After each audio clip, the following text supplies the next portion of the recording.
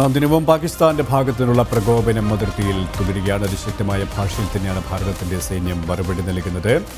ഭാരതത്തിന്റെ പ്രത്യാക്രമണത്തിൽ ഒന്ന് താങ്ങാൻ പോലും കഴിയാതെ ചിഹ്ന ഭിന്നമായി പോകുകയാണ് പാകിസ്ഥാൻ അപ്പാടെ സംഭവിച്ചുകൊണ്ടിരിക്കുന്നത്. വലിയ നഗരങ്ങളിൽ, പാകിസ്ഥാനിലെ 8ഓളം നഗരങ്ങളിലാണ് ഭാരതത്തിൻ്റെ മിസൈലുകൾ വലിയ പ്രഹരം, തീഗോളമായി പതിച്ച് വലിയ പ്രഹരം ഏൽപ്പിച്ചിരിക്കുന്നത്. ഇപ്പോൾ കേണൽ എസ് ഡിന്നി, വിദേശകാര്യ വിദഗ്ധൻ, നമ്മോടൊപ്പം ചേരുകയാണ്. കേണൽ എസ് ഡിന്നി, സ്വാഗതം. ഇവിടെ ഏറ്റവും നിർണായകമാകുന്നത് ഏറ്റവും ഒടുവിൽ വരുന്ന ഒരു വാർത്തയാണ്. പാകിസ്ഥാനോട് സംഘർഷത്തിൽ നിന്നും പിന്മാറാൻ അമേരിക്ക ആവശ്യപ്പെട്ട് കഴിഞ്ഞു. ഇങ്ങനെ തുടരാൻ കഴിയില്ല എന്നുള്ള മുന്നറിയിപ്പ് തന്നെ അമേരിക്ക നൽകിയിട്ടുണ്ട് എന്നാണ് മനസ്സിലാക്കാൻ കഴിയുന്നത്. ഈ ഒരു അമേരിക്കയുടെ ഇടപെടലിനെ ഒരു വിദേശകാര്യ വിദഗ്ധൻ എന്ന രീതിയിൽ എങ്ങനെ സമീപിക്കുന്നു താങ്കൾ? തീർച്ചയായിട്ടും നമ്മൾ ഫസ്റ്റ് ദിവസം തൊട്ട് നമ്മൾ പറയുന്നുണ്ട്, അതായത് പാകിസ്ഥാന്റെ ഉള്ളിൽ നിന്ന് അവർക്ക് എന്തായാലും ഒരു ഇതുപോലത്തെ ഒരു ചിന്ത, അതായത് യുദ്ധം നല്ലതല്ല അല്ലെങ്കിൽ യുദ്ധം ചെയ്യാനുള്ള ശേഷി അവർക്കില്ല എന്നുള്ള കാര്യം അവർക്ക് പ്രത്യേകിച്ച് പാകിസ്ഥാൻ സൈന്യത്തിന് മനസ്സിലാവാത്ത ഒരു സമയമാണ്. അതുകൊണ്ടാണല്ലോ അവർ ഇത്രയും ദയനീയ അവസ്ഥ ആയിട്ട് പോലും അവർ ഇങ്ങനെ ഒരു കാര്യം ചെയ്യാൻ തുടങ്ങിയത്. പഹൽഗാം തൊട്ട് പിന്നീടുള്ള ഓരോ കാര്യങ്ങൾ നോക്കിക്കഴിഞ്ഞാൽ അവർക്ക് ഇതിന്റെ ഒരു അറിവില്ലാത്തതാണോ അതോ അവർക്ക് ഇത് യുദ്ധം വേണം എന്നുള്ള രീതിയിൽ തന്നെയാണ് മുന്നോട്ട് പോകുന്നത്. അതിന്റെ ഒരു കാരണം ഞാനിപ്പം കരുതുന്നതും എപ്പോഴും കരുതുന്നതും പാകിസ്ഥാൻ സൈന്യം ഒരു വെറും സൈന്യമല്ല, അതൊരു മതഭീകരവാദത്തിന്റെ യൂണിഫോം ഇട്ട ആളുകൾ മാത്രമാണ്. അപ്പൊ അവർക്ക് യുക്തി എന്നുള്ളതല്ല, അവർക്ക് ഭ്രാന്തമായിട്ടുള്ള ചില ചിന്തകളുണ്ട്. ആ ചിന്തകളിൽ നിന്ന് മുന്നോട്ട് കൊണ്ടുപോകണം എന്നുള്ള മാത്രമേ അവരുടെ ലക്ഷ്യമുള്ളൂ. അപ്പൊ അങ്ങനെ ഇരിക്കുമ്പോൾ പ്രത്യേകിച്ച് അമേരിക്ക പോലുള്ള രാജ്യം ആദ്യം തന്നെ പ്രഷർ കൊടുക്കണമായിരുന്നു. കാരണം ഇതുപോലുള്ള ഒരു കാര്യം ചെയ്യുന്നത് ഒരു കാരണവശാലും രണ്ട് രാജ്യങ്ങൾക്ക് മാത്രമല്ല ഈ പ്രദേശത്തും നല്ലതല്ല എന്ന് വിശ്വസിക്കുന്ന ഒരാളാണ്. അപ്പം അമേരിക്ക ഇപ്പോഴും അതിന് ഒരു മുൻകൈ എടുക്കുന്നത് നല്ലതാണ്. കാരണം ഇന്നലെ വൈസ് പ്രസിഡന്റ് JD വാൻസ് അദ്ദേഹം പറഞ്ഞത് ഇതിനകത്ത് നമുക്ക് വലിയ രീതിയിൽ ഇടപെടേണ്ട എന്നുള്ള രീതിയിൽ ഒരു സ്റ്റാൻസ് ആയിരുന്നു അത് എടുത്തത്. കഴിഞ്ഞ കുറെ കാലങ്ങളായിട്ട് നമ്മൾ കാണുന്നുണ്ട് അമേരിക്കയുടെ ഒരു നയത്തിലുള്ള ഒരു മാറ്റം. ആദ്യം ലോകത്തെ പോലീസ് എന്ന് പറഞ്ഞിരുന്ന അമേരിക്ക ഇന്ന് ഞങ്ങൾക്ക് താല്പര്യമുള്ള കാര്യങ്ങളിൽ മാത്രം ഞങ്ങൾ ഇടപെടും, ഞങ്ങൾക്ക് താല്പര്യം ഇല്ലാത്ത കാര്യത്തിൽ ഒരു കാരണവശാലും ഇടപെടത്തില്ല എന്നുള്ളൊരു നയമാണ് സ്വീകരിച്ചുകൊണ്ട് വരുന്നത്. അപ്പൊ തീർച്ചയായിട്ടും എനിക്ക് തോന്നുന്നു അമേരിക്കയുടെ പ്രഷർ മാത്രമായിരിക്കും ഈ ഒരു കാര്യത്തിൽ പാകിസ്ഥാൻ എന്തെങ്കിലും ഒരു പിന്മാറ്റം നടത്താനുള്ള ഒരു കാരണമാവുക. കാരണം ഇന്നലെ രാത്രിയാണ് IMFന്റെ ലോൺ കിട്ടിയത്. അവിടെയും US ഒരു പങ്ക് തീർച്ചയായിട്ടും ഉണ്ടാവും.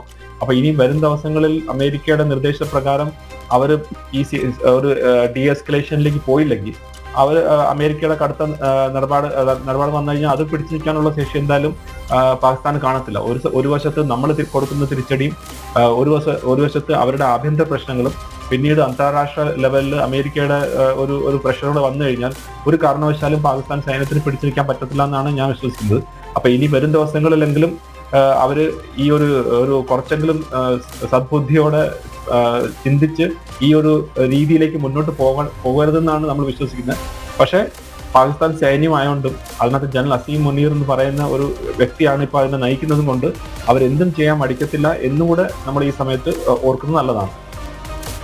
താങ്കൾ പറഞ്ഞതുപോലെ തന്നെയാണ് മതബോധം, യുക്തിയല്ല, മതഭ്രാന്ത് നയിക്കുന്ന ഒരു ഭരണാധികാരികളും സൈനിക ശക്തിയുമാണ് പാകിസ്ഥാനിലുള്ളത്. അതുകൊണ്ട് തന്നെയാണ് അമേരിക്കയുടെ മാർക്കോ റൂബിയോയുടെ ഇടപെടൽ എത്രത്തോളം അവർ ചെവികൊള്ളും എന്ന കാര്യം നമുക്ക് ഒരു സംശയത്തോടെ കാണേണ്ട സാഹചര്യത്തിലേക്ക് എത്തി നിൽക്കുന്നത്. കേണൽ എസ് ഡിന്നി, ഇവിടെ പറഞ്ഞു വച്ചതുപോലെ തന്നെ അമേരിക്കയുടെ ഇടപെടലുകൾ എത്രത്തോളം പാകിസ്ഥാനിലെ ഭരണകൂടം, സൈനിക ശക്തി ചെവികൊള്ളും എന്ന കാര്യത്തിൽ നമുക്ക് ഒരു ഉറപ്പുമില്ല. കാരണം മതബോധം നയിക്കുന്ന, മതഭ്രാന്ത് നയിക്കുന്ന യുക്തിയല്ല അവിടെ അവർ നയിക്കുന്നത് എന്ന് എല്ലാവർക്കും അറിയുന്ന കാര്യവുമാണ്.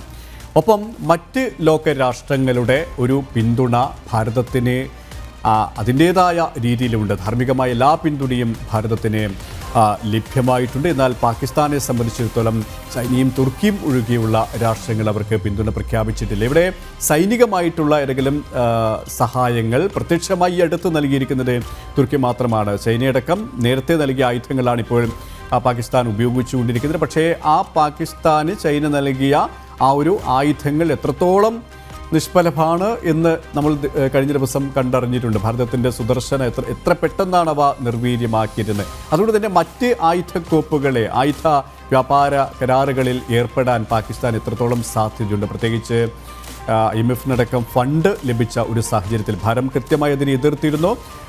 പാകിസ്ഥാൻ്റെ നിർമ്മാണ പ്രവർത്തികൾക്കല്ല, അവിടുത്തെ ജനങ്ങളുടെ സുരക്ഷയും അവരുടെ വളർച്ചയ്ക്ക് വേണ്ടിയിട്ടുള്ള, അവർ ഭീകരതയ്ക്കാണ് ഈ ഫണ്ട് ഉപയോഗിക്കുക എന്ന് ബോധ്യപ്പെടുത്തിയിട്ടും നിർഭാഗ്യവശാൽ ആ പണം അവർക്ക് ലഭിച്ചു കഴിഞ്ഞിരിക്കുകയാണ്.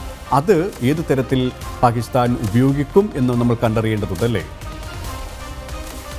അവസ്ഥ വെച്ചിട്ട് പാകിസ്ഥാന് വേറൊരു രാജ്യത്തിൽ നിന്ന് എന്തെങ്കിലും വാങ്ങിക്കാനുള്ള ശേഷിയില്ല. പ്രത്യേകിച്ച് ഒരു യുദ്ധ സമാനമായിട്ട് നിൽക്കുന്ന ഒരു സമയത്ത് കൊണ്ട് നമുക്കിപ്പം അറിയാം, ഒരു കാര്യം അല്ലെങ്കിൽ ഏതെങ്കിലും ഒരു സൈനികമായിട്ടുള്ള ഒരു എക്വിപ്മെന്റോ അസറ്റോ വേണമെങ്കിൽ അതിനൊരു സമയമുണ്ട്.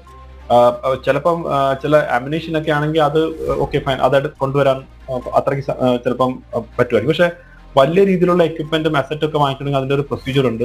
ആ പ്രൊസീജിയറിന് കുറെ ഒരു സമയമൊക്കെ എടുത്തിട്ടാണ് ചെയ്യുന്നത്. അപ്പൊ ഇങ്ങനത്തെ ഒരു അവസ്ഥയിൽ അവർക്ക് പെട്ടെന്ന് പോയി വേറെ എന്തെങ്കിലും കൊണ്ട് വാങ്ങിച്ചു വരാൻ പറ്റുമെന്ന് തോന്നുന്നില്ല. ഒന്ന് അത്.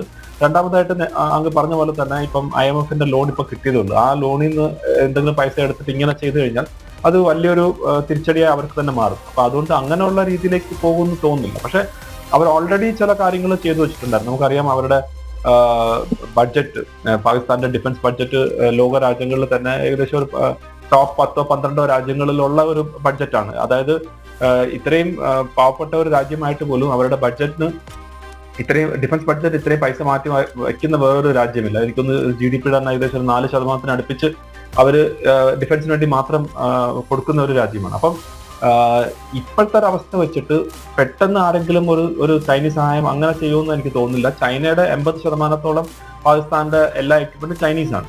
അതിന് അങ്ങനെ ഒരു വലിയൊരു യുദ്ധത്തിലേക്ക് പോയി കഴിഞ്ഞാൽ ചിലപ്പോൾ ചൈന എന്തെങ്കിലുമൊക്കെ വീണ്ടും കുറച്ച് മിസൈൽസ് മറ്റു കാര്യങ്ങളൊക്കെ കൊടുക്കാനുള്ള ഒരു ശേഷി കാണും, അല്ലെങ്കിൽ ചെയ്യും. പക്ഷെ ഇപ്പോഴത്തെ അവസ്ഥ വെച്ച് അങ്ങനത്തെ ഒരു ലെവലിലേക്ക് പോകുന്ന ഈ ഒരു അവസ്ഥയിൽ നമുക്ക് പറയാൻ സാധിക്കില്ല. ടർക്കി ആയാലും ശരി, നേരത്തെ കൊടുത്ത ഡ്രോൺസ് ആണ് ഇതൊക്കെ.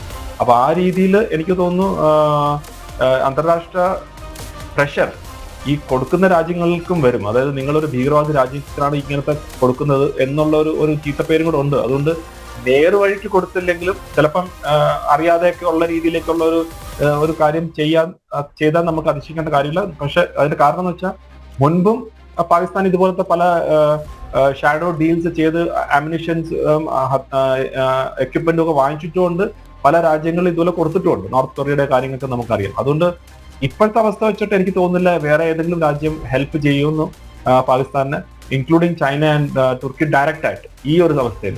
ഓഫ്കോഴ്സ് പതുക്കെ ഈ സിറ്റുവേഷൻ കുറച്ചും കൂടെ വേഴ്സ് ആയി മാറുകയാണെങ്കിൽ നമുക്ക് അന്ന് ആ സമയത്ത് ചിലപ്പം സിറ്റുവേഷൻ മാറിക്കൂടാ എന്നും ഇല്ല.